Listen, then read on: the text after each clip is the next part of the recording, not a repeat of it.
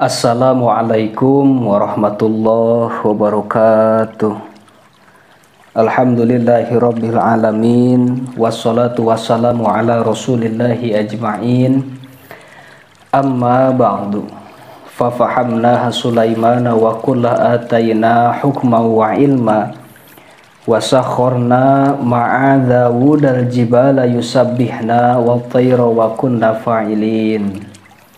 Ya Hayyu Ya Qayyum Ya Rahmanu Ya Rahim Ya Dal Jalali Wal Ikram. Kamari urang kakarek nepikeun ka ngabahas kautamaan maca sholawat. Jadi saur Gusti Rasul sing saha jalma anu maca sholawat ka kaula ka Kangjeng Nabi sabalikan maka ku Allah dituliskeun pikeun eta jalma atawa si eta jalma teh ku Gusti Allah dibere dipaparin 10 rahmat kitu. Tah ayeuna masih keneh muqaddimah ngan pedah ieu ayeuna muqaddimah terakhir muqaddimah tapi terakhir maksudna panungtungan muqaddimah gitu. Jadi ieu muqaddimah kayana nama urang sakalikeun, maksudna sakalikeun teh lamun dibikin 2 bagian kagok ka urang sakalikeun wae makana dina durasi ieu pasti nyampe 40 menit ya atau sajam ge daekeun. Supaya dina bagian anu saterusna urang langsung kana ngabahas isi kitab ieu gitu maksudna. Jadi engke dina bagian anu saterusna langsung kana inti pokok atawa tina ngamimitian ngabahas masuk kana pernikahan. Jadi kayak dina bagian bocoran lah dina bagian anu saterusna orang ngabahas langsung kana nikah. Jadi nikah ay fi huquqi zaujaini wa ma yata'allaqu bidzalika min adabi dukhuli wal walimati wal wat'i wa kaifiyati wa ghairu dzalika. Jadi kayak dina bagian anu saterusna mah jadi bere bocoran lah orang langsung ngabahas karena hak-hak salaki jeung pamajikan jeung perkara anu cumantel karena salaki pamajikan. Terus min adzabi dukhuli tina adab-adaban ngasupkeun naon gitu maksudna ngasupkeun lah. Wal walimah jeung walimah wal wat'i jeung wat'i. Naon ari wat'i? Wat'i nya. Wat'i teh upacara kemerdekaan antara salaki jeung pamajikan lah pokokna mah. Wa kaifiyati wa ghairu dzalika jeung tata cara wat'i. Tata cara kumaha ke dina bagian nu saterusna. Bisi salah meureun kitu bisi teu apal liang atau kumaha. Pingke emang bereskeun heula ieu muqaddimahna matakan. Jadi ke dina bagian anu saterusna urang masuk karena isi pokok pembicaraan tina kitab ieu itulah. Sebab ieu muqaddimah panjang luar biasa. Berarti 3-4 video ya karek beres muqaddimah. Anu saterusna urang ngalanjutkeun hancanu kamari. Wa qala Abu Lais jeung ngadawuh saha Imam Abu Lais As-Samarqandi, Imam Abu Lais As-Samarqandi. Idza aradta di mana-mana karep anjeun antari pakana yen nganyahokeun anjeun anna sholata kana sanyana ari maca sholawat ala nabi sallallahu alaihi wasallam ka Kangjeng Nabi Muhammad sallallahu alaihi wasallam afdalu eta leuwih utama min sairil ibadati tinimang sakarina pirang-pirang ibadah. Nah, jadi maca sholawat ieu saur Imam Abu Lais As-Samarqandi pahalana ganjaranana sakitu poharana kitu sahinggakeun pahalana ganjaranana maca sholawat ieu ngabandingan atawa leuwih utama tinimbang sakakarina ibadah saur Imam As-Samarqandi Abu Lais As-Samarqandi. Fangdur maka kudu ningali anjeun qauluhu ta'ala kana dauhan Allah ta'ala innallaha wa malaikatahu yusholluna 'alan nabi ila akhir. Innallaha tegasna ayat innallaha wa malaikatahu yusholluna 'alan nabi ila akhir. Fa amarallahu maka miwarang saha Allah ta'ala hal nama haluhur Allah ibaduhu ka pirang-pirang hamba Allah bisa iril ibadati kalawan sakarina pirang-pirang ibadah wa shalla alaihi sareng sholawat Allah alaihi ka Kangjeng Nabi binafsihi kalawan zat Allah awalan dina anu ngawitan wa amarul malaikati sareng miwarang Allah ka para malaikat bisolati kalawan solawat alaihi ka Kangjeng Nabi besar Muhammad sallallahu alaihi wasallam.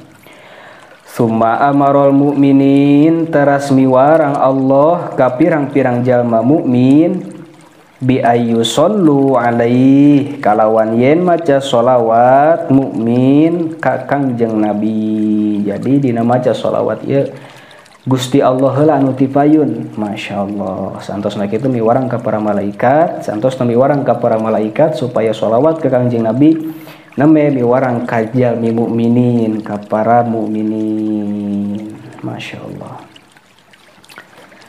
Anu saterusna wa fi hadisin jeung dina hadis Abdullah ibni Amr ibnil As radhiyallahu Abdullah bin Amrin bil As radhiyallahu anhuma amin ya Allah ya rabbal alamin.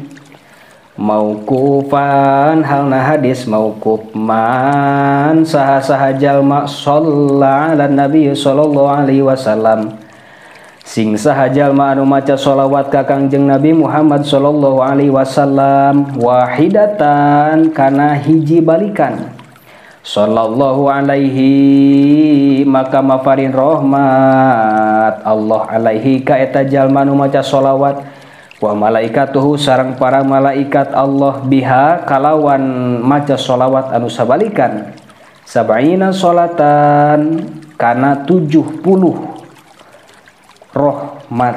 Masya Allah. Jadi ketika hiji jalma maca sholawat ka Kangjeng Rasul sabalikan maka Allah sareng para malaikatna Allah mafarin rahmat pikeun eta jalma 70 rahmat gitu. Wa hadzal hukmu hurrafu jeung ari ieu hadis ari hukumna eta hadis marfu la majala karana hanteu aya lil ijtihadi fihi pikeun ngaijtihad dina itu hadis. Wal ahadisu jeung ari pirang-pirang hadis al waridatu anu warid fi fadli sholati dina kautamaan maca sholawat ala nabi sallallahu alaihi wasallam ka Kangjeng Nabi Muhammad sallallahu alaihi wasallam kasiratun eta seur jidan kalawan banget seur pisan afradtu bitalib geus mencilkeun kaula kalawan hiji karangan waman aroda jeung saha-saha jalma anu mikarep ieu jalma istifaaha kana nyampurnakeun itu sholawat fa'alaihi maka misti kasih jalma bituhfatil akhyari kalawan ningalian kitab tuhfatul akhyar. Nah, jadi sahur kinadim lamun hayang naon gitu saurki Nadim lamun hayang ningalian atawa nyaho gitu, lamun hayang nyaho leuwih loba, lamun hayang nyaho kumaha kahebatan maca sholawat ka Kangjeng Nabi pahalana boh ganjaranana, lamun hayang leuwih nyaho mah cenah, lamun hayang leuwih apal mah leuwih jelas leuwih lengkap tingali we dina kitab Tuhfatul Akhyar saur anjeunna saur Ki Nadim. Fi fadli sholati ala nabi sallallahu alaihi wasallam al mukhtar lil imamir rasai karangan Imam ar-Rasa rahimahullah, amin ya Allah ya rabbal alamin. Qauluhu ari dawuhan Ki Nadim ala imamir rusuli, lafad ala imamir rusul ae tegasna afdolihim anu pang utama-utama na rasul, wa akromihim jeung anu pang mulia-mulia na rasul, wa asyrafihim jeung tegasna anu pang mulia-mulia na. Wa hada sareng ari ieu qauluh amrun eta perkara anu dipastikeun, amrun maktuin bihi, amrun maktuun bihi eta perkara anu dipastikeun kalawan perkara.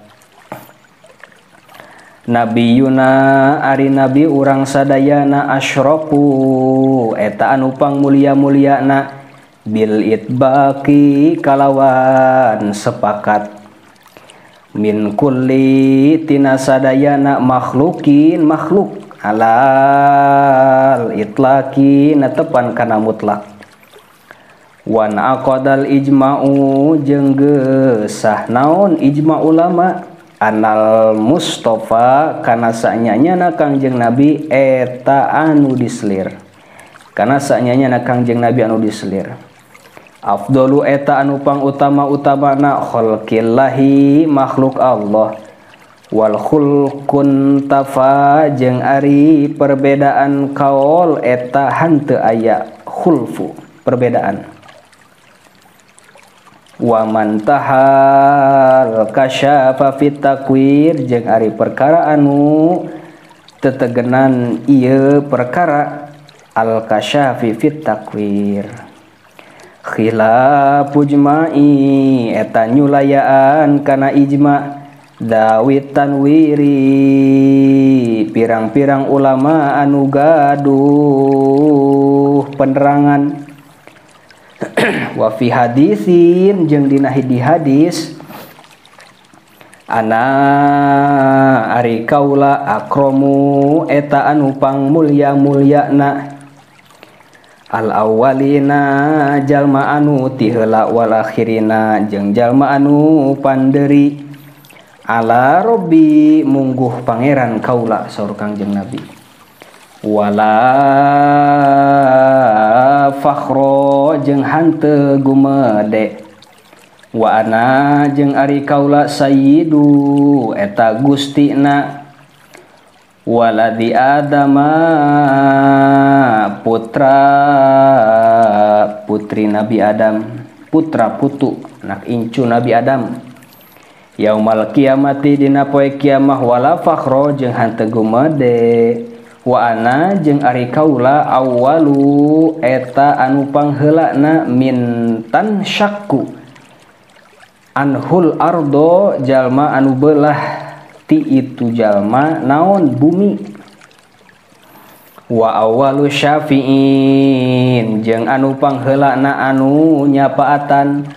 Wa awwalu musyaffa'in jeung anu pangheulana anu ditarima syafaatna. Nah, jadi dina salah sawios hadis Rasul saur Kangjeng Rasul kieu ari kaula eta anu pang mulia-mulyana saur Gusti Rasul al awwalin wal akhirin anu mimiti jeung anu ti heula. Kitu maksudna anu mimiti jeung anu ti heula teh kan sadayana makhluk termasuk saeusi-eusina diciptakeun tina nur Kangjeng Nabi Muhammad sallallahu alaihi wasallam. Itu mimiti wal akhirin jeung jalma anu panderi mungguh pangeran kaula rasul terakhir. Tapi sok sanajan kitu saur Gusti Rasul, sanajan kaula jalmi pangmulia-mulyana mungguh Allah, jalmi nu pangtiheulana pangpandeurina mungguh Allah, jalmi anu jaga dina poenan kiamah saur Gusti Rasul, anu pangheulana dihudangkeun, pangpayuna digugahkeun gitu. Mantan syakku anhul ardo tadinya teh. Sok sanajan kaula jaga dina poenan kiamah jalmi anu pangpayuna digugahkeun, dihudangkeun, dibangkitkeun, jeung kaula jalmi anu nyapa pangheulana nyapaatan, jeung kaula jalmi anu tiheula ditarima syafaatna. Sok sanajan kitu kaula henteu gede henteu gumade saur Gusti Rasul. Da kaula ge sarua anak incu Adam, masyaallah. Saterusna warusulu jeung ari lafad ar-rusulu bi dhammir ra'i eta kalawan domah ra wa dhammisini wa dhammisin jeung domah sin wa iskaniha jeung sukun sina jam'ur rusulin eta jama lafad rasul. Wa huwa ari rasul man eta jalma arsalahullahu anu ngutus ka eta jalma saha Allah ila khalqihi ka makhlukna Allah. Wal anba ujeng ari lafad al anbiya bi fathil hamzati eta kalawan patah hamzah, jam'un nabain eta jama lafad nabain bi makna khabar kalawan makna khabar cariosan. Wa huwa ari lafad al anbiya ala hadfi mudhofin eta netepan kana ngabuang mudhof, aya tegasna wa ala imami dawil anba'i, tegasna lafad wa ala imami dawil anba'i wa humul anbiya jeung ari dawil anba'i eta pirang-pirang nabi alaihimussalam wal kalamu jeung ari bicara ala haqiqatin nabi war rasul kana hakikatna nabi jeung rasul. Wama jeung perkara ya ta'alaku anu cuman telieu perkara biha kalawan itu hakikat syahirun eta geus kamasyhur fala nutilu bihi maka henteu manjangkeun kaula kana eta kalam. Wa fi hadisin jeung dina hadis Abi Dzar radhiyallahu anhu muka mikari do Allah ka Abi Dzar, amin ya Allah ya rabbal alamin. At-tawili anu panjang ieu hadis. Qala ngadawuh rawi anu ngariwayatkeun hadis, qultu ya Rasulullah ngucap kaula naros kaula ka Rasulullah, he Rasulullah kamil anbiya eta sabaraha ari pirang-pirang nabi. Abi Dzar naros Gusti Rasul, Gusti upami nabi ta ya sabaraha hiji gitu. Qala nimbalan Rasul ngawalar Rasul mi'atu alfi wa arba'atu wa ishruna alfan. Saur Gusti Rasul eta aya 100.000 jeung 4 jeung 20.000 124.000 nabi.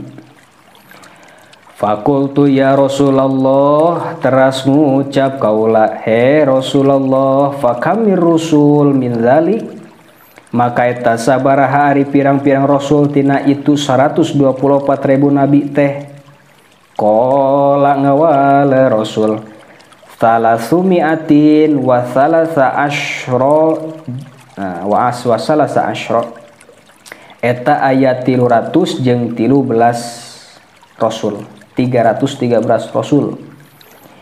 Zaman gofiron halna anu seueur tur anu sarae.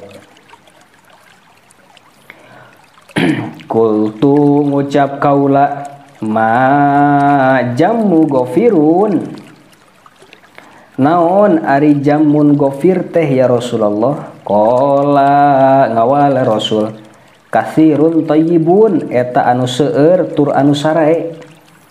Kultu ngucap kaula man kana awwalahum, saha anu bukti ieu jalma anu pangpayuna.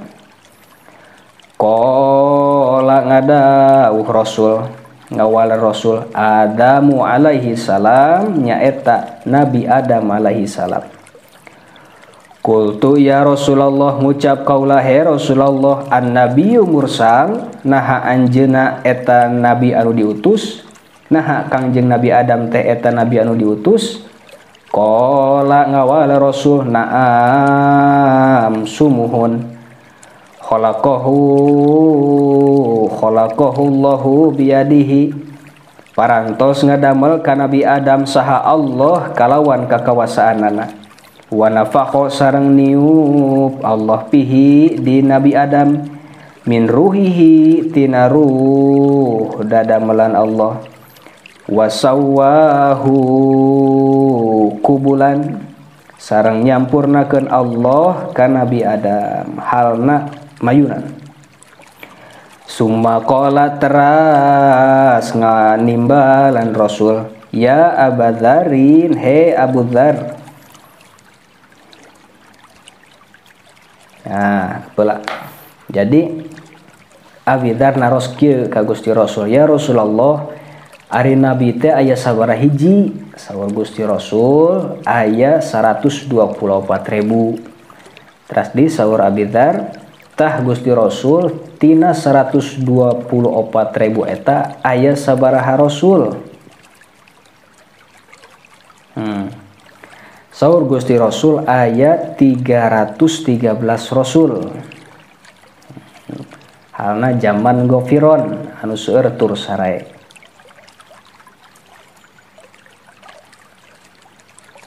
Tah teras di saur Abi Dzar, teras Gusti Rasul tina sadayana eta teh saha anu pangmimitina teh?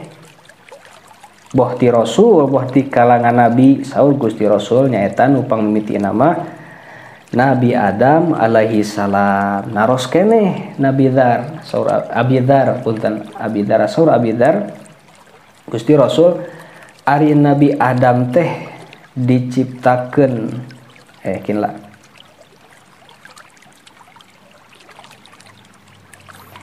saur Abi Dzar Gusti Rasul naha ari kangjeng Nabi Adam teh eta nabi anu diutus? Sumuhun saur Gusti Rasul, di samping anjeuna anu pertami ku Allah diciptakeun, anjeuna oge nabi anu diutus ku Gusti Allah subhanahu wa ta'ala. Saterusna summa qala teras ngawala Rasul nimbalan Rasul ya Abadzarin, he Abi Dzar, arbaatun ari opat Rasul Suryani yuna Adam, eta bangsa Suryani tegesna kahiji Nabi Adam. Wasyisun jeung kadua Nabi Syith, wa khonuhun katilu khonuh. Saha khonuh teh? Wa huwa Idrisun, ari khonuh eta Nabi Idris alaihi salam.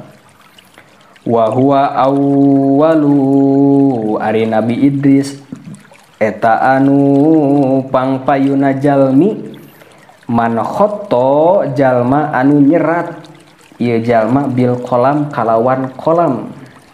Jadi jalmi anu pangpayuna pangheulana gitu, nu mimiti nulis ku kolam nyaeta Nabi Idris alaihi salam. Wa Nuhun jeung kaopat Nabi Nuh, wa arba'atu jeung ari opat Rasul minal Arabi, eta ti bangsa Arab. Rasul ti bangsa Arab kahiji Hudun, hiji Nabi Hud, wa Syuaibun kadua Nabi Syuaib wa Solihun katilu Nabi Soleh wa nabiyuka jeung kaopat Nabi anjeun saha Kangjeng Nabi Muhammad sallallahu alaihi wasallam. Rasul bangsa opat bangsa Arab dah. Nabi Hud, Nabi Syuaib, Nabi Soleh, Nabi Kangjeng Nabi Muhammad sallallahu alaihi wasallam.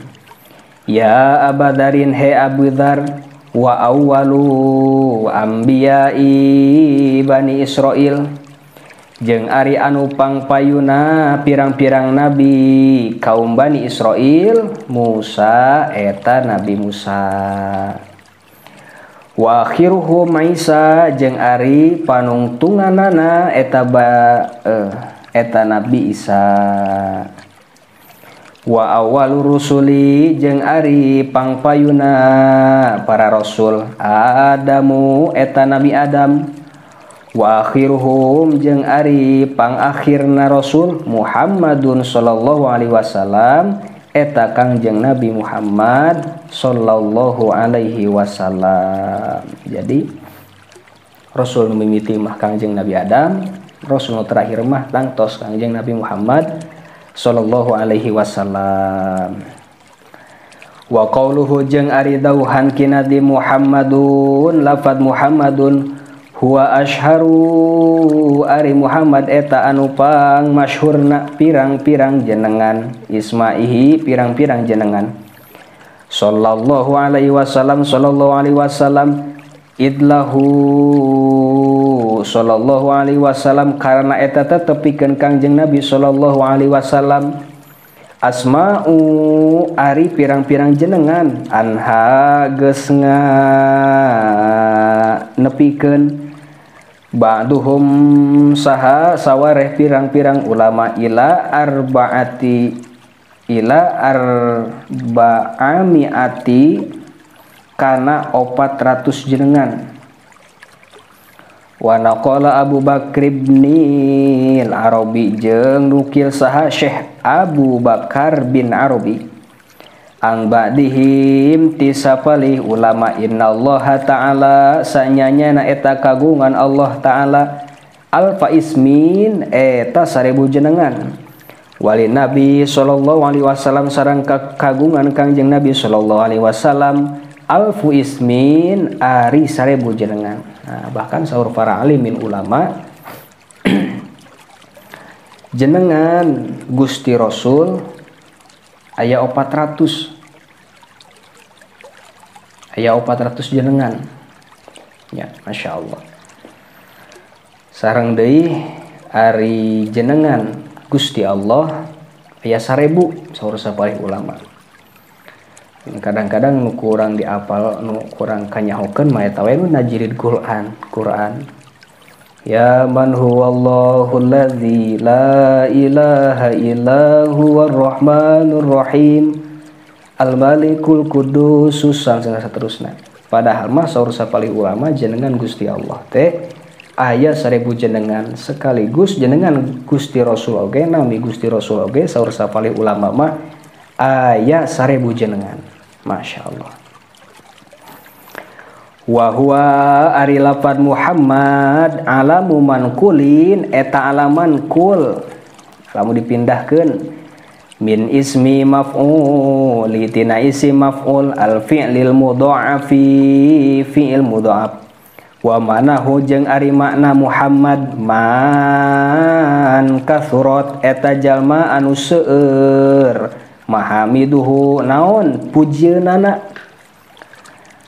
payuh madu maka dipuji eta jalma itu jalma hamdan kalawan pujian ba'da hamdin sabada pujian wa huwa ablagu ari Muhammad eta leuwih bilagah min mahmudin tinimbang lafad mahmud li'annahu karena sanyanyana Mahmud minas sulasi eta tina fi'il sulasi sumia dijenengan Kangjeng Nabi Muhammad sallallahu alaihi wasallam bidzalika kalawan itu Muhammad liyutabiqasmuhu supaya ngakuran naon jenengan Kangjeng Nabi sifatuhu kana sifatna nabi li'annahu karna sanyanya nadatna nabi li'anna dzatahu karna sanyanya nadat nabi mahmudatun eta anu dipuji ala alsinatil awalimi netepan kana pirang-pirang lisan pirang-pirang alam min kulil wujuhi tina saban-saban pirang-pirang jihad hakikatan dina hakikatna je wa ausopan jeung dina pirang-pirang sifatna wa khulqon sareng dina damelanana wa khuluqon sareng dina perilakuna wa amalan sareng dina pirang-pirang amalna wa ahwalan sareng dina pirang-pirang tingkahna wa uluman sareng dina pirang-pirang ilmuna wa kaman sareng dina pirang-pirang ngahukumanana mahmudun eta anu dipuji fil ardi di bumi wa fis samai sareng di langit wa fid dunya sareng di dunia wa fil akhirati sareng di akhirat fid dunya di alam dunia bimana fa'a kalawan perkara anu manfaatkeun nabi minal ilmi kalawan perkara buktina tina ilmu wal hikmati jeung hikmah wa fil akhirati jeung di akhirat bisyafaati kalawan nyafaatan. Tuh, jadi Kangjeng Nabi eta teh arti tina kata atanapi nami Muhammad teh aya di mana tegasna miboga harti jalmi anu seueur pujieunana. Masyaallah. Boh dina tingkah lakuna, boh dina akhlakna, boh dina agamana, boh dina cara nyariosna, boh dina cara ngahukumanana, boh dina ilmuna, boh dina jeung lain sagarupana. Bahkan Kangjeng Nabi ieu tiasa masihan manfaat boh di dunia boh di akhirat sareng kasosok baginda Rasul ieu perkara naon rupa anu aya di bumi boh di daratan, di lautan, di dunia bahkan di ke akhirat muji sadayana ka Gusti Rasul. Bahkan Gusti Rasul ieu masihan manfaat boh di dunia, boh di akhirat gitu. Ari di akhirat ku naon cenah? Ku naon? Ari di akhirat naon buktina yen Gusti Rasul bermanfaat masihan manfaat tangtosna Gusti Rasul jaga di akhirat anu bakal nyapaatan umatna masihan pertolongan gitu. Jadi Gusti Rasul mah di dunia manfaat, di akhirat oge manfaat kan urang mah kan di dunia kadang-kadang memang manfaat pikeun batur di akhirat mah jantang tuh urang. Gusti Rasul mah kitu.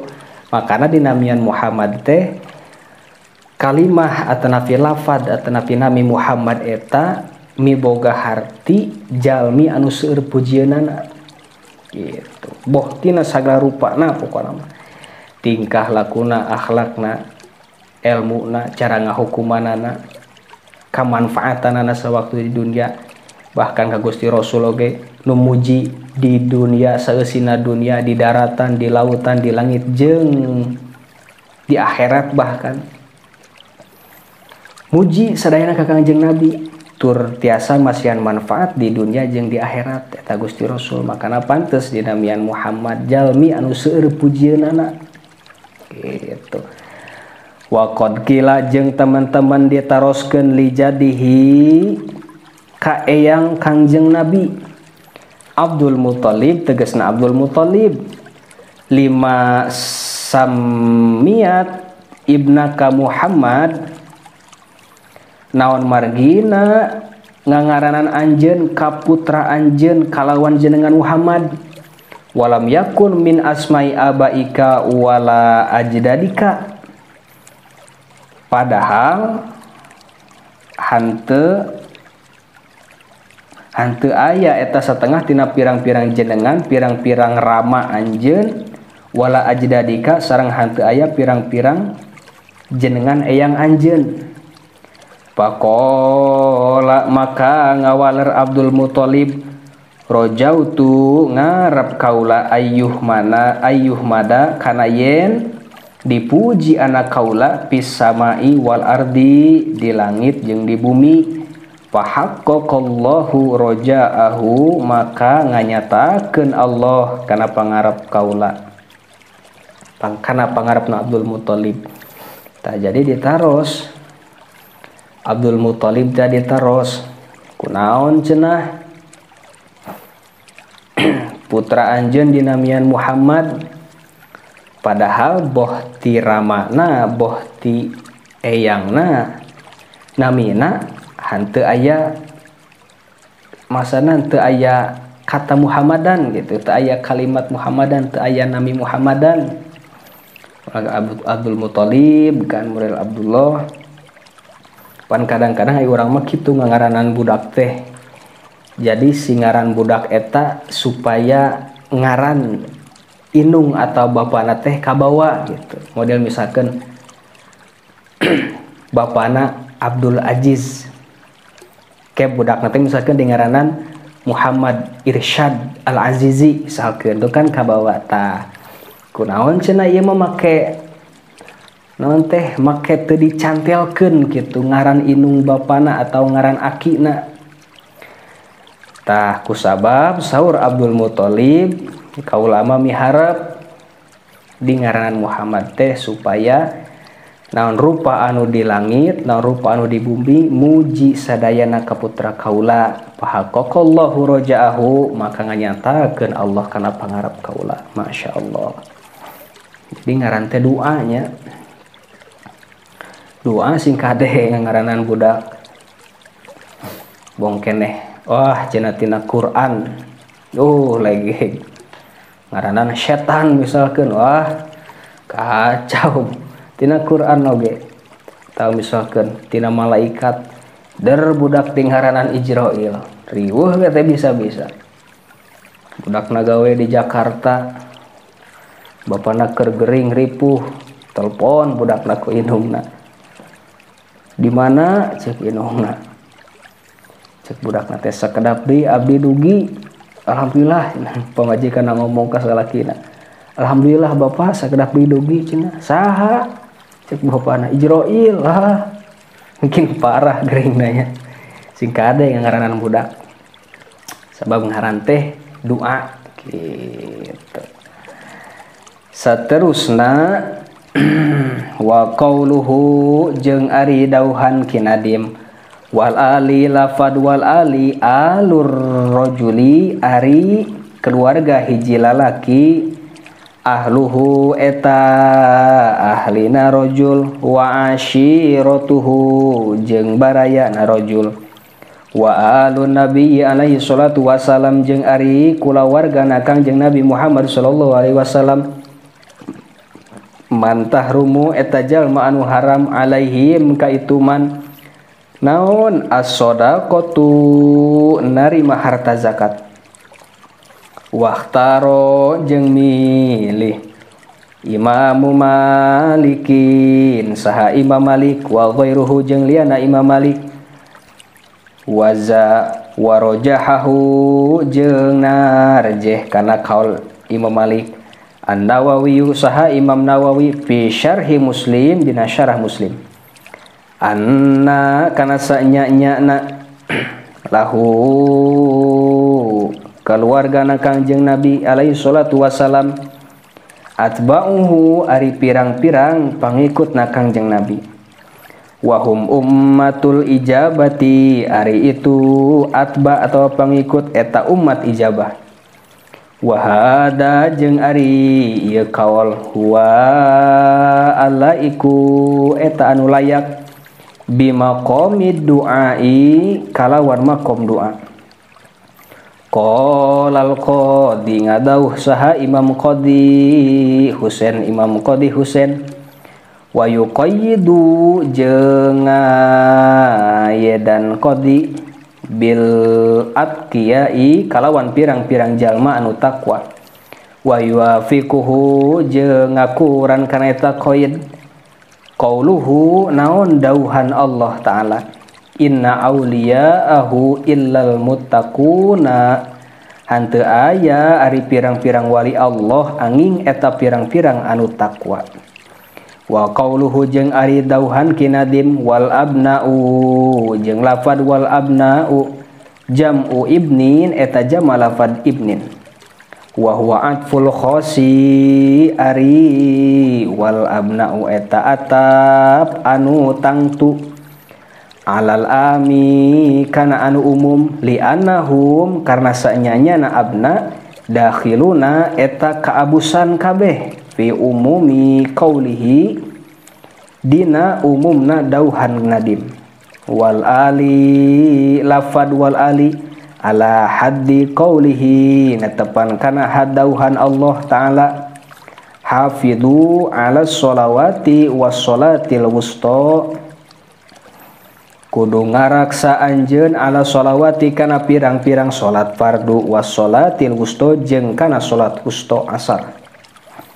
wal muradu jeung ari anu dikarapkeun bi abnaihi kalawan abnaih sallallahu alaihi wasallam jami'u nyaeta sadayana auladihi pirang-pirang putra putri Kangjeng Nabi wa hafadatihi sareng pirang-pirang putuna Nabi inqiradil alim nepi ka seepna alam dunia walam yabqa jeung hanteu kari alana ayeuna hafadatu naon pirang-pirang putu Kangjeng Nabi illa min qibalil Fatimah kajaba ti jihad turunan Siti Fatimah Az-Zahra anu geulis Siti Fatimah tu Zahra radhiyallahu anha muga mikarido Allah anha kasaha ka Siti Fatimah amin ya Allah ya rabbal alamin walaisa jeung hanteu aya fi banatihi dina pirang-pirang putri Kangjeng Nabi man aqoba saha jalma anu mautna ninggalkeun anak illal batula angin Siti Fatimah tu al batul umman naon umman wa aban anu sae eta Siti Fatimah naon ibu ramana wa fi hadisin sareng dina hadis inna likulli nabi sanyanya napikeun sakur-sakur nabi aba ari bapa asobatin asobah yan tamuna anu sunyangsa kabeh ilaiha kana eta asobah illa angin putra illa walada Fatimah angin putra Siti Fatimah fa ana maka ari kaula waliyuhum eta walina walad Fatimah wa asobathum jeung asobahna walad Fatimah wahum jeung ari walad Fatimah itroti eta turunan kaula kuliku geus didamel itroti naon itroti teh turunan minti nati tina watak kaula wailun ari narakawel lil mukadzibin eta pikeun pirang-pirang jalma anu ngabohongkeun bifadlihim kana kautamaanana man ahabbahum sa jalma anu mika cinta ahabbahullahu ta'ala ka itri maka mika cinta ka eta si jalma Allah itri teh turunan Gusti Rasul jadi sing saha jalma anu mika cinta kana turunan duriyah Gusti Rasul maka ku Allah bakal dipika cinta gitu nya Masya Allah para habaib gitu makana urang perlu mahabbah mika cinta ka para habaib teh sabab bohong urang lamun ngaku cinta ka Nabi tapi ka habaib ijid gitu naudzubillah nya kudu cinta kudu mahabbah kada kaduriyah Kangjeng Nabi Masya Allah bahkan saur sapalih ulama duriyah Kangjeng Nabi duriyah Rasul yakni para habaib seburuk apapun kelakuan mereka akhlak mereka saur sapalih ulama ya mereka itu para habaib itu diibaratkan jadi bahasa Indonesia itu jadi saur sapalih ulama habaib itu tuh kan Indonesia deui habaib teh duriyah Kangjeng Nabi teh saur sapalih ulama diibaratkeun secuil Al-Qur'an, sarobek Al-Qur'an. Tetep sok sanajan sarobek urang haram nyepengna, artina mulia gitu. Jadi sok sanajan kal punten-punten tapi moal ayanya kalakuan misalkan Habib berada kurang lah gitu, kurang HD atau misalkan tema kumaha lah gitu tina kalakuanana, tetap mereka itu duriyah Rasul turunan Kangjeng Nabi, tetap mulia diibaratkan secuil robekan tina Al-Qur'an, nilainya tetap mulia gitunya. Masya Allah. Maka orang perlu mika cinta mahabbah ka duriyah-duriyah Kangjeng Nabi, lamun orang ngaku cinta ka Gusti Rasul. Nah gitu. Saterusna waladhi nafsi aridat waladi jeung deui zat nafsi ari diri kaula biadihi eta tetep di tangan alfi tetep di tangan ladzi la yabgodu hanteu pati-pati mika bendu ahalal baiti ka ahli bait ahadun saha hiji jalma ila kabahullahu kajaba ngajungkelkeun ka si jalma saha Allah finnari di neraka tuh ancamanana kan. Jadi sing saha jalma lamun disambungkeun jeung tadi mah sing saha jalma anu mika cinta kana duriyah Kangjeng Nabi ka para habaib maka ku Gusti Allah bakal dipika cinta eta jalma. Lamun jalma geus dipika cinta ku Gusti Allah nya kumaha we kitu maksudna di cara urang oge lamun hiji jelema geus dipika cinta misalkan teh kolotna ku indungna atau ku bapana pasti naon dipenta ku eta budak pasti dibikeun ieu deui dicintaina ku Allah nya. Sing saha jalma anu mika cinta kana duriyah Kangjeng Nabi maka bakal dipika cinta ku Gusti Allah. Sabalikna sing saha jalma anu bendu teresep ka duriyah Kangjeng Nabi ijid ka duriyah Kangjeng Nabi teresep ka para habaib ijid ka para habaib maka ku Gusti Allah bakal dijungkelkeun kana neraka. Nauzubillah summa nauzubillah nya. Makana tadi teh kembali saur salah sawios ulama sagoreng kumaha oge kalakuan habaib tapi moal aya sagoreng kumaha oge kalakuana selama itu duriyah Nabi maka mereka diibaratkeun soekan tina Quran. Ai Quran mah kan sasoe kumaha oge tetep we haram dicabak aya lain darurat teuing mah dalam artian mulia we keukeuh duriyah Kangjeng Nabi mah. Karena orang perlu mahabbah ke para habaib supaya orang dipika cinta ku Gusti Allah. Tah lamun sabalikna teresep ke para habaib ijid ke para habaib sabalikna ku Gusti Allah jaga bakal dijungkelkeun kana neraka. Nauzubillahi min dzalik. Saterusna wa fihi jeung dina hadis an Umar radhiyallahu anhu ti Sayyidina Umar radhiyallahu anhu marfu'an halna hadis marfu kullu sababin ari sakur-sakur sabab wa nasabin jeung nasab yan qati'u eta jadi pegat yaumal kiamati dina poe kiamah ma kholan salian sababi wa nasabi sabab kaula jeung nasab kaula.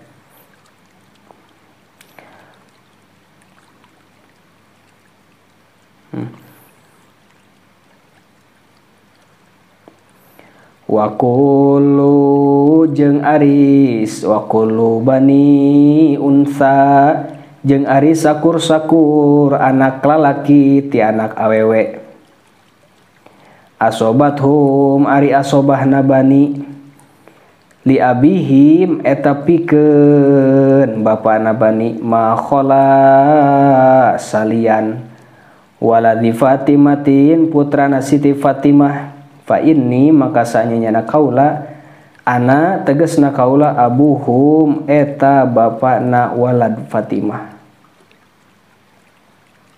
Masya Allah. Wa asobathum jeung asobahna walad. Summa qala an-Nadim rahimahullah, teras ngadauh saha ki Nadim rahimahullah.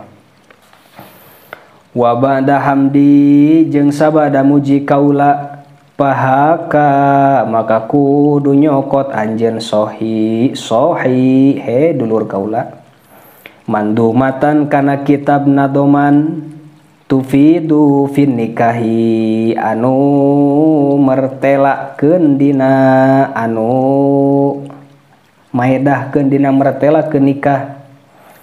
Qala jama'atun ngadauh saha hiji golongan min ahlil ilmi ti ahli ilmu hiya faslul khitabi ari wa ba'da hamdi eta pasal khitab alladzi anu di paparinan utiyahu kana alif Daudu saha Nabi Daud alaihissalam intaha waktu lipa jeung diikhtilafkeun fi awali dina anu pangheulana jalma mantakallama biha anu ngomong ieu jalma kalawan lafad wa ba'da hamdi wal ashharu jeung ari anu leuwih masyhur annahu eta saanyana awal jalma takalam biha anu nyarita kana lafad wa ba'da hamdi Daud alaihissalam eta Nabi Daud alaihissalam.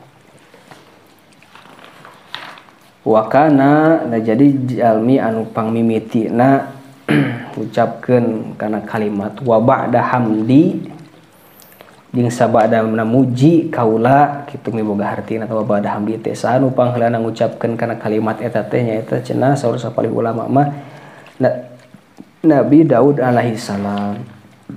Wakana jeung bukti Kangjeng Nabi sallallahu alaihi wasallam yastamiluha eta ngagunakeun Nabi kana kalimah wa ba'da hamdi fi khutubihi dina pirang-pirang khutbahna Nabi wa ghairiha jeung dina lian khutbah wahia ari kalimat wa ba'du kalimatun eta kalimat yuta anu didatangkeun nah biha kalawan kalimat lil intiqali pikeun pindah min uslubi ila akhor tina hiji jalan kana anu sejena wa takunu jeung bukti lafad wa ba'du ma amma sarta lafad amma ba'du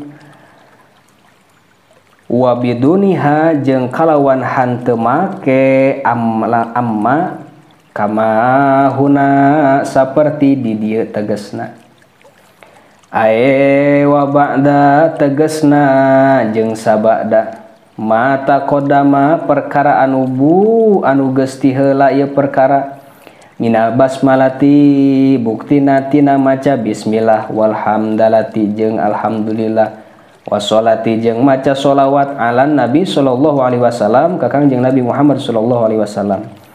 Pahaka sohi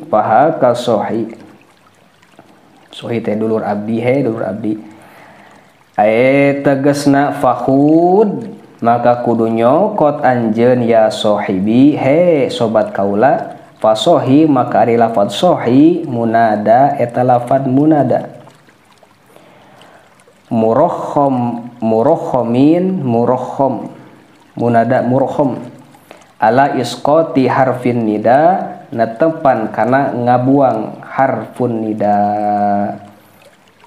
wa qauluhu mandumatun jeung ari dauhan kinadim lafad mandumah ae tegasna kana nadoman arjuzatun bahar rojaz tufidu anu maedahkeun fin nikahi dina masalah nikah. Nah, alhamdulillah mukadimah beres.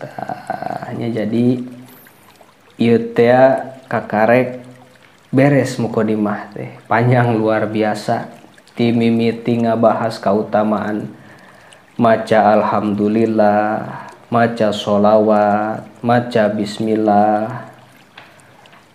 Seueur pisan pelajaran anu ku urang tiasa diambil, terutama nu terakhir bieu dina masalah kudu ngamuliakeun ka para habaib. Ganjaran jeung ancamanana nu sakitu pohara luar biasa na saur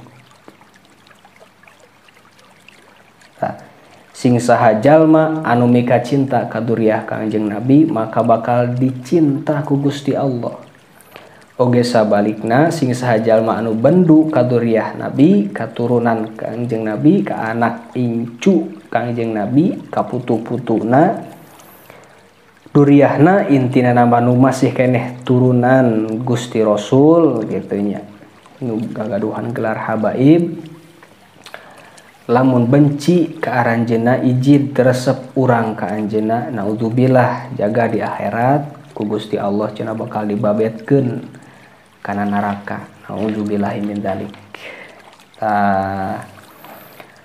Anu saterasna engkin dina bagian salajengna masuk karena pokok inti pembahasan tina kitab ieu nyaeta ngawitan ngabahas dina masalah nikah. Anu tadi tos dicarioskeun di awal aya fi huquqiz zaujaini tegasna dina pirang-pirang hak salaki jeung pamajikan wa ma ya ta'ala ko jeung perkara anu cumantel bidzalika kana huququl zaujaini kana hakna salaki pamajikan min adabi dukhuli tina pirang-pirang adab-adaban asup naon wal wali mati jeung walimah wal wat'i jeung wat'i teh upacara adat antara salaki jeung pamajikan teh wa kaifiyatihi jeung carana wati wa ghairu dzalika jeung liana ti eta mazkur insyaallah inina bagian usul salajengna.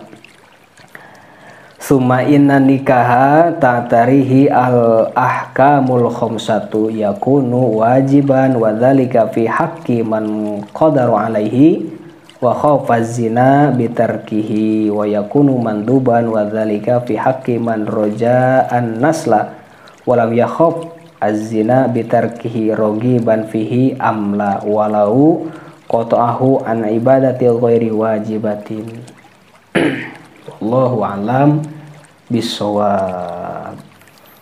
Subhanaka Allahumma wa bihamdika asyhadu an la ilaha illa anta wahdaka la syarika laka astaghfiruka wa atubu ilaik. Assalamualaikum warahmatullahi wabarakatuh.